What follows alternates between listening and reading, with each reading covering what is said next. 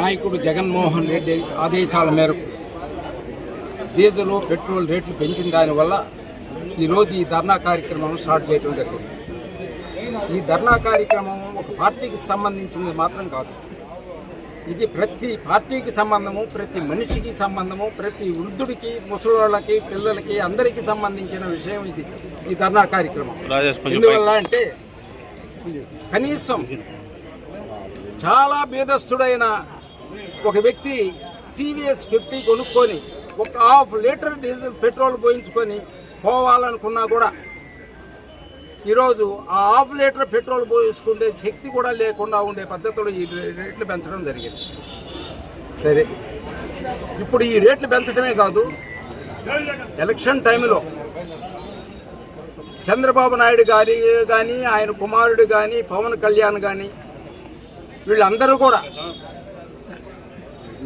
Current రేట్లు, diesel రేట్లు, petrol రేట్లు ఇవన్నీ పెరిగినాయి వైఎస్ఆర్ కాంగ్రెస్ గవర్నమెంట్లో. ఇవన్నీ మేము తగ్గిస్తాం, ప్రజల్ని కాపాడుతాం అని చెప్పుకుంటూ వచ్చారు. ఎలక్షన్లు అయిపోయిన తర్వాత బాధుడే బాధుడు. ప్రతి ఒక్కటి రేట్లు పెంచడంలో కానీ, పథకాలు ఇవ్వకుండా ఉండి ఎగ్గొట్టడంలో కానీ, ప్రతి దానిలో మాత్రం కూటమి గవర్నమెంట్ చేసిన దౌర్భాగ్యమైన పనులు ఎవరు ఏ గవర్నమెంట్ ఎప్పుడూ చేయలేదు. ఆయన ఎలక్షన్లుగా ముందు చెప్పాడు, సంపద సృష్టించి ప్రజలను అందరినీ కాపాడుతాను అన్నాడు. ఎలక్షన్ అయిపోయిన తెల్లవారి నుంచి ఆకాశం సైడు చూడటం మొదలుపెట్టాడు.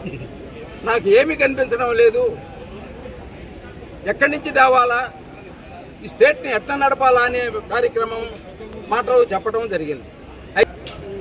జగన్మోహన్ రెడ్డి గారు 5 సంవత్సరాలు ఆయన మేనిఫెస్టోలో చెప్పింది చెప్పినట్టు, నాకు కులము, మతము, పార్టీ అనేది లేదు, ప్రతి ఒక్కళ్ళు బ్రతకాల అనే పద్ధతిలో జగన్మోహన్ రెడ్డి గారు చెప్పింది చెప్పినట్టు చేయడం జరిగింది. జగన్మోహన్ రెడ్డి గారి గవర్నమెంట్లో చాలా భయంకరంగా జగన్మోహన్ రెడ్డి గారిని కామెంట్ చేశారు.